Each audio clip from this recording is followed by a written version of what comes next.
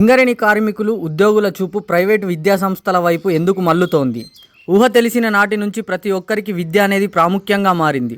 ప్రస్తుత రోజుల్లో తినడానికి తిండిలు లేకపోయినా, ఉండడానికి గూడు లేకపోయినా పేద మధ్యతరగతి కుటుంబాల వారు కేవలం విద్య కోసం ఎంతో ఖర్చు చేస్తున్న పరిస్థితులు ఉన్నాయి. సింగరేణి సంస్థ కార్మికుల పిల్లల భవిష్యత్తు కోసం పాఠశాలలు, కళాశాలల్లో ఉచిత విద్యను అందించాల్సి ఉంది. అయినప్పటికీ సింగరేణి ఉద్యోగుల పిల్లలు సింగరేణి వ్యాప్తంగా ఉన్న విద్యాసంస్థల్లో 30% కూడా లేకపోవడం ఆశ్చర్యం. సింగరేణి యాజమాన్యం విద్యాసంస్థలపై ప్రత్యేకమైన దృష్టి సారించకపోవడం, యాజమాన్య నిర్లక్ష్యం స్పష్టంగా కనిపిస్తుంది అంటున్నారు. నిపుణులైన జిఎం ఎడ్యుకేషన్ అధికారులు లేకపోవడం, పాఠశాలలు, కళాశాలలో పూర్తి స్థాయిలో అధ్యాపకులను నియమించకపోవడం, సింగరేణి యాజమాన్యం కార్మికుల పిల్లల భవిష్యత్తు కోసం ఎటువంటి ప్రణాళిక సిద్ధం చేయకపోవడమే ఇందుకు నిదర్శనంగా నిలుస్తోంది. గత కొన్ని ఏళ్లుగా విద్యాసంస్థలకు సంబంధించి యాజమాన్యం ఎటువంటి నియామకాల ప్రక్రియ చేపట్టకపోవడం, పూర్తి స్థాయిలో ఉపాధ్యాయులను లేరనే విమర్శలు వినిపిస్తున్నాయి. నాణ్యమైన విద్య కోసం సింగరేణి ఉద్యోగుల పిల్లలను కార్పొరేట్ విద్యాసంస్థల్లో చేర్పించడానికి ఆసక్తి చూపిస్తున్నారు. తక్కువ జీతాలు వచ్చే ఉద్యోగులు సైతం తప్పని పరిస్థితుల్లో అప్పులు చేసి మరి పిల్లలను చదివించుకుంటున్నారు. ప్రస్తుత రోజుల్లో విద్యార్థులు ఉన్నతమైన చదువులు చదివి పేరు పొందిన సంస్థలలో ఉద్యోగాలు చేయాలని, అంతేకాక ఇతర దేశాలలో సైతం స్థిరపడడానికి ఆలోచిస్తున్నారు. ఇలాంటి పరిస్థితులలో స్టేట్ సిలబస్తో పాటు సెంట్రల్ సిలబస్ ప్రాముఖ్యం కావడంతో విద్యార్థులు సెంట్రల్ సిలబస్పై ఆసక్తి చూపుతున్నారు. పలువురు సింగరేణి ఉద్యోగులు అప్పులు చేసి మరి పిల్లలను కార్పొరేట్ విద్యాసంస్థల్లో చేర్పించాల్సిన పరిస్థితులు తప్పట్లేదని అంటున్నారు. ముఖ్యంగా సంస్థలో సింగరేణి ఉద్యోగులతో పాటు కాంట్రాక్టు పద్ధతిలో ఉద్యోగాలు చేస్తున్న కార్మికుల పిల్లలు సైతం సింగరేణి విద్యాసంస్థల్లో విద్యను అభ్యసిస్తున్నారు. చాలని వేతనాలతో ఉద్యోగాలు చేస్తున్న కార్మికుల పిల్లలకు పూర్తి స్థాయిలో సింగరేణి యాజమాన్యం ఉచిత విద్యతో పాటు పాఠ్య పుస్తకాలు, ఉచిత బస్సు సౌకర్యం కల్పించాలని పలువురు ఉద్యోగులు డిమాండ్ చేస్తున్నారు. మా పాఠశాలలో దాదాపుగా 1364 మంది విద్యార్థులు మంచి క్రమశిక్షణతో కూడుకున్నటువంటి విద్యని వారు పొందుతూ ఉన్నారు. మా పాఠశాలలో బోధనే కాకుండా బోధనేతర అంశాలైనటువంటి ఎన్సిసి, స్కౌట్స్, గైడ్స్ మొదలైనటువంటి కార్యక్రమాలు కూడా మన పాఠశాలలో సుశిక్షితులైనటువంటి ఉపాధ్యాయ బృందం చేత నిర్వహించబడటం జరుగుతూ ఉన్నది.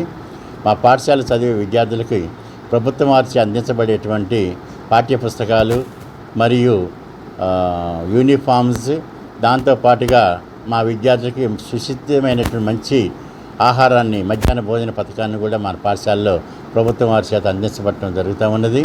ఈ పాఠశాలలో దాదాపుగా 1976 సంవత్సరంలో సింగరేణి కాలేజీ చేత నిర్వహించబడుతూ ఒక మంచి క్రమశిక్షణతో కూడుకున్నటువంటి విద్యా సంస్థగాను, క్రమశిక్షణతో కూడుకున్నటువంటి ఉపాధ్యాయ బృందం చేత ఈ పాఠశాలని తరగతి గదుల్లో పాఠశాల నిర్వహించడం జరుగుతూ ఉంది.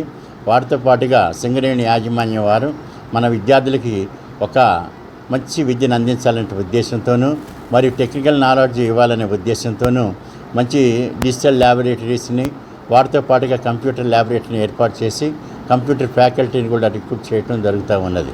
కాబట్టి మా పాఠశాలలో చదివేటువంటి విద్యార్థులు ఎంతోమంది దేశ విదేశాలలో కూడా ఉన్నతమైనటువంటి పదవులు అలంకరిస్తూ మంచి చదువులతోనూ మంచి భవిష్యత్తు కలిగి వారు జీవిస్తూ ఉన్నారు. కాబట్టి ఒక మంచి క్రమశిక్షణ, సుశిక్షితమైనటువంటి ఉపాధ్యాయ బృందం చేత క్రమశిక్షణతో కూడుకున్నటువంటి నాణ్యమైనటువంటి విద్యని అందించడం మా పాఠశాల యొక్క ప్రత్యేకత. అదేవిధంగా ఈనాటి మన సిఎండ్ఎండి గారు అయినటువంటి బలరాం గారు కూడా సింగరేణి పాఠశాలన్నింటినీ కూడా, విద్యా సంస్థలన్నింటినీ కూడా బలోపేతం చేయాలనేటువంటి గట్టి సంకల్పంతో వారు ఉన్నారు. కాబట్టి రాబోయే కాలంలో కూడా వారు చెప్పిన విధంగాను మన పాఠశాలలలో కూడా సిబిఎస్ఈ సిలబస్ని ఇంట్రడ్యూస్ చేయడానికి వారు మంచి ప్రణాళిక తయారు చేస్తున్నారని వారు చెప్పడం జరిగింది. ఇవాళ విద్య చాలా నాసిరకంగా ఉండటం వల్ల చాలామంది కార్మికుల పిల్లలు దాంట్లో చదవటం లేదు. ఒకప్పుడు సింగరేణి స్కూల్స్ అంటే ఈ రాష్ట్రంలోనే ప్రతిష్టాత్మకమైన స్కూల్స్గా ఉండేవి. అందులో చదివినటువంటి పిల్లలు ఎంతోమంది ఉన్నత అవకాశాలకు పోయారు. కాబట్టి ఆ విధంగా రావాలి మళ్ళీ అంటే సిబిఎస్ సిలబస్ పెట్టాలని చెప్పేసి మేము గుర్తింపు సంఘంగా యాజమాన్యాన్ని కోరాం. మేనేజ్మెంట్ కూడా అంగీకరించింది. ముందుగా ఎక్కువ మంది కార్మికులు ఉన్నటువంటి గోదావరి కానీ అట్లనే శ్రీరాంపూర్ ఏరియాలో 2 స్కూల్స్లో ఈ వచ్చే అకాడమిక్ ఇయర్లో ప్రారంభిస్తాం 8వ తరగతి వరకు అని చెప్పారు. పర్మిషన్స్ కూడా సెంట్రల్ గవర్నమెంట్కి రాశారు. పర్మిషన్స్ రాగానే మన దగ్గర ఆ 2 స్కూల్స్లో స్టార్ట్ అవుతుంది. తర్వాత మెల్లగా మిగిలినటువంటి స్కూళ్ళకు కూడా ఇస్తారు. కాంట్రాక్ట్ కార్మికులకు ఫ్రీగా, కార్మికులందరి యొక్క పిల్లలకి ఫ్రీగా చదువు చెప్పాలి, వాళ్ళకి బుక్స్ కూడా ఫ్రీగా ఇవ్వాలి, బస్సు సౌకర్యం కూడా కల్పించాలని చెప్పేసి మేము సిఐటి యూనియన్ నుండి డిమాండ్ చేస్తున్నాం.